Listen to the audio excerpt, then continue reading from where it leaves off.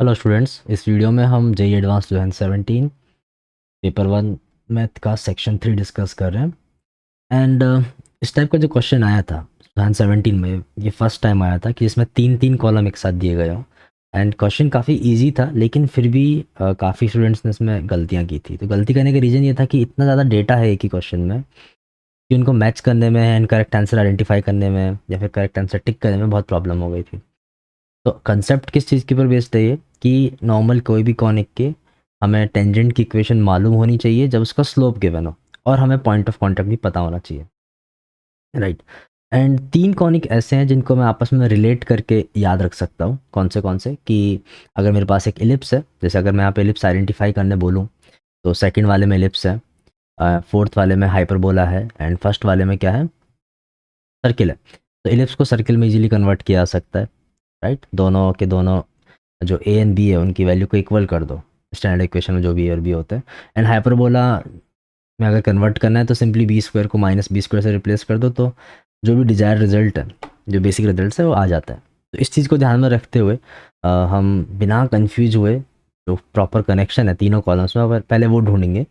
And then जिस तरह से क्वेश्चंस में रिक्वायर्ड है, जैसे 49th क्वेश्चन में दे रखा है a√2 है, पॉइंट ऑफ कांटेक्ट -1,1 है, तो हम आइडेंटिफाई करने की कोशिश करेंगे कि वो कौन से कॉनिक के लिए ट्रू है, राइट। तो सबसे पहले हम बात करते हैं, हम इलिप्स लेते हैं। तो जैसे मैंने राइट साइड में शो कर रखा है ऑलरेडी, यहाँ पास एक इलिप्स है, x² / a² plus y² / b² = 1। And इस पे अगर हमने एक टेंजेंट ड्रॉ कर रखी है, एंड टेंजेंट का जो स्लोप है वो सपोज m है, एंड ये पॉइंट ऑफ कॉन्टैक्ट है, ठीक है। तो स्लोप m है तो ऐसी इक्वेशन आती है, ये हमें पता होनी चाहिए, राइट। पेपर में डिराइव करते नहीं बैठेंगे हम, तो ये हमें थोड़ा आइडिया होना चाहिए। ये जो है वो पॉइंट ऑफ कॉन्टैक्ट है। बेसिकली स्लोप m के लिए हम दो टेंजेंट ड्रॉ कर सकते हैं, जैसे एक मैंने यहाँ टेंजेंट ड्रॉ की है, एक और टेंजेंट में यहाँ पे शो कर सकता हूँ कि यहाँ पे आ जाएगी इस तरीके से। तो पहले टेंजेंट ड्रॉ कर सकते हैं। तो इस तरह उसके पॉइंट ऑफ कॉन्टैक्ट हमें मिल गए, राइट। अब इसको अगर हमें हाइपरबोला में कन्वर्ट करना है तो नॉर्मली बी² की जगह -b² डाल देते हैं। तो ऐसा करने से क्या होगा भाई, ये जो रूट के अंदर वाली एक्सप्रेशन है वहाँ पे b² की जगह -b² आ जाएगा। और अगर तुमने ऑब्जर्व किया तो यहाँ पे जैसे माइनस प्लस और प्लस माइनस थे साइन, तो b² की जगह मैं -b² डालूंगा तो माइनस प्लस और माइनस प्लस हो जाएंगे, मतलब क्या। एंड इसी चीज़ को अगर हमें सर्किल में अगर कन्वर्ट करना है तो हम सिंपली क्या करेंगे, a² और b² को इक्वल कर देंगे। तो सर्किल के लिए a² = b² = a², तो फिर हम a को बाहर ले सकते हैं। तो अभी हमारा पहला टास्क ये है कि मैं कॉलम 1 और कॉलम 2 की करेक्ट एंट्रीज को मैच करता हूँ। तो सबसे पहले लेफ्ट से स्टार्ट करते हैं, समझते हैं। तो सेकंड के करस्पॉन्डिंग जो करेक्ट एंट्री है वो कौन सी है, फोर्थ है। सेकंड से फोर्थ पे आ सकते हैं, राइट। एंड फर्स्ट से अगर जाना है तो फर्स्ट से सेकंड ट्रूली कनेक्टेड है, ये समझ में आ गया होगा। कॉलम 1 का फर्स्ट एंड कॉलम 2 का सेकंड है, सही है। एंड अभी फोर्थ से ज़्यादा अगर देखना है तो समझ में आ रहा है अभी कि कॉलम 1 का फोर्थ एंड कॉलम 2 का थर्ड सही है, क्लियर। अब आते हैं पॉइंट ऑफ कांटेक्ट पे। तो पॉइंट ऑफ कांटेक्ट की अगर बात करें तो पहले इलिप्स से स्टार्ट करते हैं। तो इलिप्स के लिए पॉइंट ऑफ कांटेक्ट क्या रहेगा, जैसे यहाँ पे लिख रखा है हमने, नीचे +1 आएगा अभी, क्योंकि a² की जगह a² है एंड b² की जगह 1 है। कैसे, यहाँ ध्यान से देखो। अभी ये जो इक्वेशन थी, जैसे ये वाली इक्वेशन, इसको मैं से चेंज करके लिख सकता हूँ, x² / a² plus y² / 1 = 1। Basically a² से डिवाइड कर दिया। तो ऐसा करने से यहाँ पे क्या चेंज आएंगे, b² की जगह 1 हो जाएगा एंड b² की जगह 1 हो जाएगा। तो ये समझ में आ रहा है कि ये किस तरह से कनेक्टेड है अभी, राइट। ये समझ में आ गया। एंड इसी तरह से अभी हाइपरबोला के लिए देखते हैं। तो हाइपरबोला के लिए लेट्स से मैं फिर से बना देता हूँ उसे ताकि कन्फ्यूजन ना हो। फर्स्ट कॉलम का फोर्थ, सेकंड कॉलम का थर्ड, एंड अभी थर्ड कॉलम का हो गया। हाइपरबोला क्लियर है। सर्किल के लिए अगर देखना है तो सर्किल के लिए अलग कलर से दिखा देते हैं, ओके। सो फर्स्ट कॉलम का फर्स्ट, सेकंड कॉलम का सेकंड, एंड थर्ड कॉलम का क्यू सेकंड। समझ में आ गया होगा क्यों, बेसिकली अभी a² और b² दोनों इक्वल है, तो ऐसे हम रिलेट कर सकते हैं। तो अभी अब बचता है पैराबोला। तो पैराबोला के लिए हमें पता होना चाहिए कि अगर स्लोप m है तो टेंजेंट की जो इक्वेशन होती है Y square equal to 4x पे, वो क्या होती है, y is equal to mx plus a/m, right. तो इससे हम कनेक्ट कर सकते हैं इस तरह से कि फर्स्ट कॉलम का थर्ड, सेकेंड कॉलम का फर्स्ट एंड थर्ड कॉलम का फर्स्ट। 80² कॉमा 280 होता है, टी की जगह 1/m डाल दोगे। तो इस तरह हमने जो प्रॉपरली जो 3 के करेक्ट सेट है वो मार्क कर लिए हैं। तो इतना हमें समझ में आया। अब क्वेश्चन को में कैसे अप्रोच करना है वो हमें यहाँ पे आइडेंटिफाई करना है। तो 49th क्वेश्चन में अगर ध्यान से देखें तो ए हमें दे रखा है √2 एंड पॉइंट ऑफ कॉन्टैक्ट दे रखा है -1,1। तो हमने ऑलरेडी 1 2 3 में जिस तरह से रिलेशन है वो ऑलरेडी बना लिए हैं। हमें जस्ट कोई भी एक लिंक आइडेंटिफाई करनी है, या तो टेंजेंट फाइंड कर लो कि कौन से टेंजेंट को सेटिस्फाई कर रहा है, या कौन से पॉइंट ऑफ कॉन्टैक्ट को सेटिस्फाई कर रहा है, या फिर कौन से कॉनिक को सेटिस्फाई कर रहा है, तो उससे काम चल जाएगा। तो 49 वाले के लिए सबसे ईजी है कि x² प्लस y² अगर हम देखते हैं तो 1² -1² प्लस 1² इक्वल टू √2²। तो ये सेटिस्फाई हो रहा है सर्किल के लिए, क्लियर। तो सर्किल के लिए क्या रिलेशन है, कॉलम 1 का फर्स्ट, कॉलम 2 का सेकंड एंड कॉलम 3 का क्यू। ये हो गया, खत्म। आया समझ में। क्वेश्चन 50 पे चलते हैं। 50 वाले के लिए अभी अभी हमें सिर्फ टेंजेंट गिवन है और पॉइंट ऑफ कॉन्टैक्ट गिवन है, राइट। फिर भी हमें आप कुछ कुछ सोच सकते हैं, थोड़ी रैशनल थिंकिंग रख सकते हैं कि टेंजेंट का स्लोप है positive and point of contact है फर्स्ट क्वाड्रेंट में। अब इससे तुम क्या हेल्प ले सकते हो, देखो अगर फर्स्ट क्वाड्रेंट में अगर एलिप्स होता, जस्ट थिंक फर्स्ट क्वाड्रेंट में अगर एलिप्स होता और टेंजेंट रो होती फर्स्ट क्वाड्रेंट में एलिप्स पे, स्टैंडर्ड एलिप्स पे, तो उसका स्लोप नेगेटिव आता, क्लियर। तो ये एलिप्स तो नहीं हो सकता, खत्म हो गया। अगर ये फर्स्ट क्वाड्रेंट में लेट्स से हाइपरबोला होता या फिर सपोज सर्किल होता तो एलिप्स जैसा ही केस होता, स्लोप नेगेटिव होता। तो सर्किल और एलिप्स की तो पॉसिबिलिटी हमने डिस्कार्ड कर दी। अब चलते हैं हम पैराबोला और हाइपरबोला, दो चीज़ें बचती हैं, ठीक है। पैराबोला चेक करते हैं। तो यहाँ पे स्लोप कितना गिवन है, y = x + 8 से देखें तो स्लोप की वैल्यू 1 आ रही है एंड पॉइंट ऑफ कॉन्टैक्ट दे रखा है 8,16, ठीक है। और 8,16 एक ऐसा पॉइंट होगा जो कर्व पे भी लाई करेगा। तो हम पहले पैराबोला पे चेक करते हैं ये लाई कर रहा है कि नहीं करता। तो 256 = 4 × a × 8, राइट। तो यहाँ से हमें a की वैल्यू आ सकती है एंड एक a की वैल्यू आ सकती है पॉइंट ऑफ कॉन्टैक्ट से। लेट्स से कि एक पॉइंट ऑफ कॉन्टैक्ट अगर हमने 2a/m लिया एंड 2a/m को यहाँ पे 16 करता है, तो यहाँ से a की वैल्यू कितनी आ रही है, 8 आ जा रही है। तो ये क्या, a की वैल्यू 8 जो इसको सेटिस्फाई कर रही है, तो यहाँ से भी a की वैल्यू 8 आ रही है, राइट। एंड सिमिलरली a/m² जो है वो भी सेटिस्फाई कर जा रहा है अभी, क्योंकि 8/1² = 8 पीसफुली। तो ये समझ में आ गया कौन सा वाला ऑप्शन होगा जिसमें पैराबोला इन्वॉल्व है। पैराबोला का इन्वॉल्व है फर्स्ट कॉलम का थर्ड, सेकंड कॉलम का फर्स्ट एंड कॉलम 3 का पी, हो गया सी। फर्स्ट क्वेश्चन की अगर हम बात करें तो यहाँ एक चीज़ समझ में आ रही है कि जो स्लोप है गिवन लाइन का टेंजेंट का वो है नेगेटिव और पॉइंट ऑफ कॉन्टैक्ट है फर्स्ट क्वाड्रेंट में। तो इसका मतलब ये होगा या तो सर्किल है या फिर एलिप्स है, इन दोनों में से एक चीज़ हो सकती है।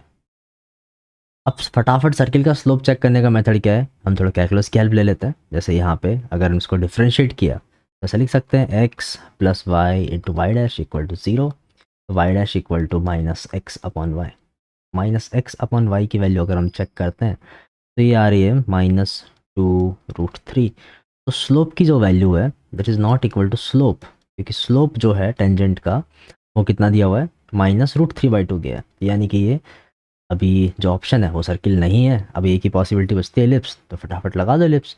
एलिप्स के लिए जो ऑप्शन है फर्स्ट कॉलम का सेकंड, कॉलम 2 का फोर्थ एंड कॉलम 3 का आर, तो हो गया क्लियर। तो इस तरह से एक बार अगर हमने एक ग्रिड फाइनल कर लिया अपना ये वाला, तो इन सिर्फ एक कोई भी चीज़ आइडेंटिफाई करनी है, जैसे मैंने पहले मेंशन किया, या तो कॉलम 1 से या कॉलम 2 से या कॉलम 3 से।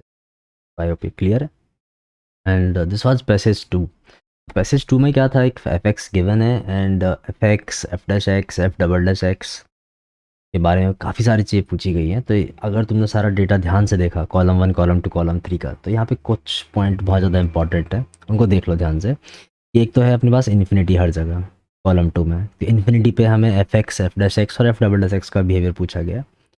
एंड फर्स्ट कॉलम दे रखा है f(x), f'(x) एंड f"(x) तीनों है। एंड जो इम्पोर्टेंट पॉइंट है उसके लिए 1 e² है, 1 e है, 0 1 है। एंड इसी तरह राइट साइड में देखें कॉलम 3 पे तो 0 1 ई स्क्वायर है। तो बेसिकली जो पॉइंट इंपॉर्टेंट है हमारे लिए वो है 0 प्लस इसलिए क्योंकि लॉग के डोमेन में 0 नहीं होगा exactly, and 1 E square and infinity. तो इन सब जगह हमें बहुत कुछ ऑब्जर्व करना है। तो स्टार्ट करते हैं। सबसे पहले हम एफ डैश एक्स निकालेंगे, तो पहले मैं एफ एक्स लिख देता हूँ। तो एफ एक्स कितना आ रहा है, x plus l n x minus x l n x. और अगर मैं एफ डैश एक्स लिखना चाहूँ अभी, तो एफ डैश एक्स आ रहा है 1 plus 1 by x minus l n x and minus 1। This is 1 by x minus l n x. And अगर एफ डबल डैश एक्स अगर हम लिखना चाहें, जो कि काफ़ी इंपॉर्टेंट है, तो F double dash x is minus 1 by x square and minus 1 by x. And इससे हमें बहुत सारी चीज़ें हेल्प मिलने वाली है। क्यों मिलने वाली है कि हमें जो एक्स देखना है वो 0 से आगे देखना है। तो हम ऐसा बोल सकते हैं कि एफ डबल डैश एक्स जो है वो ऑलवेज नेगेटिव है for all x belong to 0 to infinity. तो इसका मतलब एफ डैश एक्स जो है वो हमेशा एक डिक्रीजिंग फंक्शन है, राइट। तो f dash x is decreasing function, तो हमें काफ़ी हेल्प मिलने वाली है। तो एक एक करके ऑप्शंस को हम चेक करते हैं।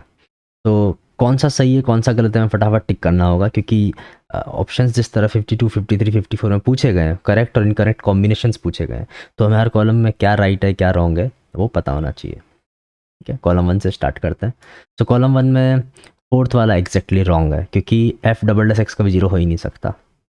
ठीक है, एफ डैश एक्स 0 हो सकता है किसी पॉइंट पे एक्स 0 या 1 के बीच में, तो मुझे यहाँ पे वैल्यूज़ चेक करनी पड़ेगी। हमें ध्यान रखना है कि F dash x decreasing function था, तो हमने पहले एफ डैश 0 चेक किया, f dash 0 basically f dash 0 plus check किया। तो एफ डैश 0 प्लस कितना आ जाएगा, इन्फिनिटी माइनस माइनस इन्फिनिटी, तो बेसिकली प्लस इन्फिनिटी। ठीक है, एंड एफ डैश 1 अगर हम चेक करें तो एफ डैश 1 की वैल्यू कितनी जा रही है, 1 आ जा रही है, और एफ डैश डिक्रीज होते हुए आ रहा है, तो इन्फिनिटी से 1 आ रही है वैल्यू, तो 0 तो नहीं होगा, तो कभी रूट नहीं आएगा। तो थर्ड वाला ऑप्शन जो यहाँ पे जो गिवन है वो भी रॉन्ग है। ओके, सेकंड ऑप्शन की तरफ मूव करते हैं कि F dash 6 0 for some x between 1 and E. तो मुझे अभी एफ डैश ई ढूंढना है। ध्यान रहे कि मेरा फंक्शन अभी भी डिक्रीज करते जा रहा है, तो मैं एफ डैश ई अगर देखूंगा तो इसकी वैल्यू कितनी आ जाएगी, 1 बाई ई माइनस 1, जो कि नेगेटिव है। तो चीज़ 1 से नेगेटिव अगर चली गई है तो बीच में कहीं ना कभी 0 गई होगी, इसके लिए ये ट्रू है। क्लियर। अब बोला जा रहा है कि f x is 0 for some x between 1 and e square, 1 and e square तक जा रहा है। ओके, तो एफ ऑफ 1 हम चेक करते हैं, फटाफट निकालते हैं वैल्यू। एफ ऑफ 1 कितना है, f of 1 is 1, l n 1 0 and again l n 1 0 है। एफ ऑफ ई स्क्वायर अगर हम देखें तो क्या है, एफ ऑफ ई स्क्वायर की value E square plus 2 minus 2 E square, तो बेसिकली ये हो गया 2 माइनस ई स्क्वायर, यानी कि नेगेटिव है। तो अगर ये नेगेटिव है एंड एफ ऑफ 1 पे 1 था, फंक्शन कंटिन्यूस है, तो हम बोल सकते हैं कि बीच में एटलीस्ट एक रूट तो आया होगा, इसलिए फर्स्ट ऑप्शन करेक्ट है। तो कॉलम 1 के सारे एंट्रीज हमने फटाफट चेक कर लिए। कॉलम 2 अब चेक करते हैं। कॉलम 2 में फर्स्ट बोला जा रहा है कि एट इन्फिनिटी एफ एक्स की वैल्यू 0 होगी क्या। तो एट इन्फिनिटी अगर हम ध्यान से देखें तो एफ एक्स की वैल्यू जो है वो माइनस इन्फिनिटी को अप्रोच करेगी। क्यों अप्रोच करेगी, इससे देखो कि मेरा जो एफ डैश एक्स हमेशा डिक्रीज करते जा रहा है, एंड एफ डैश एक्स हमेशा किधर जा रहा है, नेगेटिव इन्फिनिटी की तरफ। एफ डैश एक्स जो डिक्रीज करते हुए किसकी तरफ जा रहा है, नेगेटिव इन्फिनिटी की तरफ जा रहा है जब हम एक्स को इन्फिनिटी डालेंगे तो, right. And function concave downward है, तो कोई कॉन्केव डाउनवर्ड फंक्शन और डिक्रीज करते हुए जा रहा है तो कहाँ जाएगा, माइनस इन्फिनिटी की तरफ जाएगा, तो 0 नहीं होगा, राइट। तो फर्स्ट वाला रॉन्ग है। ओके, सेकंड अभी हमने ऑफ कोर्स डिस्कस कर ही लिया कि माइनस इन्फिनिटी जाएगा, फर्स्ट इसलिए रॉन्ग हुआ है। थर्ड जो है कि एफ डैश एक्स की value at infinity minus infinity जा रही है, बिल्कुल यहाँ पे हम चेक कर सकते हैं। जब एक्स को इन्फिनिटी डालेंगे 1 by infinity minus L infinity, 1 by infinity 0 होगा, 0 में से इन्फिनिटी सब्ट्रैक्ट किया तो minus infinity. And F double dash x जो है एट इन्फिनिटी 0 का अप्रोच कर रहा है, बिल्कुल कर रहा है, 1 बाई एक्स स्क्वायर और 1 बाई एक्स में अगर डालेंगे तो आ जाएगा। ठीक है, तो ये समझ में आ गया हमें। तो ये 2 3 4 इसके अंदर करेक्ट ऑप्शन है। अब कॉलम 3 पे चलते हैं। कॉलम 3 में बोला जा रहा है कि F is increasing in 0 to 1। तो 0 to 1 में एफ डैश एक्स की वैल्यू हमें देखनी है। तो 0 से 1 में जो एफ डैश एक्स है, ध्यान से देखो 0 से 1 में एफ डैश एक्स पॉजिटिव ही है, क्योंकि वो इन्फिनिटी से 1 तक डिक्रीज करते हुआ आ रहा था। राइट। तो एफ डैश एक्स पॉजिटिव है तो इसके लिए फंक्शन क्या है, इंक्रीज कर रहा है, ट्रू है। F is decreasing in e to e square, okay. तो एफ डैश ई नेगेटिव हो चुका है एंड एफ डैश जो है डिक्रीज करते जा रहा है, तो आगे फंक्शन और नेगेटिव रहेगा, तो इसलिए एफ डैश एक्स उस इंटरवल में हमेशा नेगेटिव है, तो एफ हमेशा डिक्रीज करेगा। फिर बोला जा रहा है कि F dash is increasing, F dash कभी इंक्रीज नहीं कर रहा, एफ डैश हमेशा डिक्रीज कर रहा है, तो इसलिए ये वाला रॉन्ग हो गया, थर्ड वाला रॉन्ग हो गया, आर रॉन्ग हो गया। फोर्थ है कि F dash is decreasing, yes F dash is always decreasing. तो इस तरह हमने सारे 12 के 12 जो इन्फॉर्मेशन है वो निकाल लिए हैं। अब हमें सिर्फ इतना देखना है कि करेक्ट ऑप्शन क्या है। फाइन, तो अभी फटाफट देखते जाओ, बस हो गया है, कुछ नहीं, क्वेश्चन खत्म हो गया। अब आप केयरफुली सिर्फ आंसर फिल करना है और क्या पूछा जा रहा है उस पर ध्यान देना है, करेक्ट करेक्ट और इनकरेक्ट। तो पहले मैं सारे हमें जिसके अंदर सारे के सारे करेक्ट है वो बता देना है। तो जैसे ऑप्शन ए में ये चीज़ जो है वो इनकरेक्ट वाला कॉम्बिनेशन है, इसलिए नहीं होगा। ऑप्शन बी में अगर देखें तो 2 2 क्यू एकदम परफेक्ट, ये सही है, तो आंसर तो आ चुका है, जस्ट चेक कर सकते हो। जैसे ऑप्शन सी में 3 एंड आर एक रॉन्ग कॉम्बिनेशन है, तो ये गलत, और फिर ये भी गलत है क्योंकि इसमें फोर्थ वाला रॉन्ग है। एंड फिर से करेक्ट पूछा जा रहा है 53 में, राइट। तो 53 में अगर देखें ध्यान से तो सेकंड कॉलम 1 से लिया, अगर मान लो सेकंड या फर्स्ट कॉलम 1 में जिसमें है वो आ जाएगा, तो ये दोनों तो नहीं होंगे। एंड सेकंड और फर्स्ट, तो फर्स्ट इसमें चेक करते हैं। फिर कॉलम 2 के अंदर फर्स्ट जहाँ है वो गलत है, सेकंड या थर्ड है तो ट्रू है, तो ये भी ठीक है। बट कॉलम 3 का अगर हमने आर लिया है तो ये गलत है, तो इसलिए ये नहीं होगा, सिर्फ भी आ जाएगा। तो नॉर्मली जो हमने 12 इन्फॉर्मेशन ऊपर ढंग से चेक किए हैं बस उसी के ऊपर बेस्ड है। अब पूछा जा रहा है इनकरेक्ट, इनकरेक्ट अब देख लो। सो बस चेक करना है, 1 3 पी 1 3 पी करेक्ट है, तो इसलिए आंसर नहीं होगा, करेक्ट है इसलिए आंसर नहीं होगा, ध्यान दो। सेकंड फोर्थ क्यू, तो इसमें ऐसे कन्फ्यूजन हो सकता है एग्जाम के बीच में, तो यहाँ थोड़ा केयरफुल ध्यान देना है तुम्हें। फर्स्ट कॉलम का second is true, second column का fourth is true, third column का क्यू इज ट्रू, तो ये ओवरऑल करेक्ट है, हमें इनकरेक्ट पूछा इसलिए नहीं होगा आंसर। ओके, सी वाले में देखें तो फर्स्ट कॉलम का 3 इज इनकरेक्ट, सेकंड कॉलम का first is incorrect and column 3 का आर इज इनकरेक्ट, इसमें सारे इनकरेक्ट है, तो हमें यही चाहिए, अपना आंसर हो गया। तो आई होप ये क्लियर होगा। वैसे बड़ा क्वेश्चन है, थोड़ा टाइम देके, क्योंकि 3 क्वेश्चन है ये, ऐसा एक क्वेश्चन मत समझो, 3 क्वेश्चन है, 3 क्वेश्चन अप्रॉक्सीमेटली 9 और 12 मार्क्स जो भी है, तो थोड़ा टाइम देके स्टार्ट में हम फटाफट सारे मार्क्स स्कोर कर सकते हैं। तो आई होप ये क्लियर होगा। Thank you.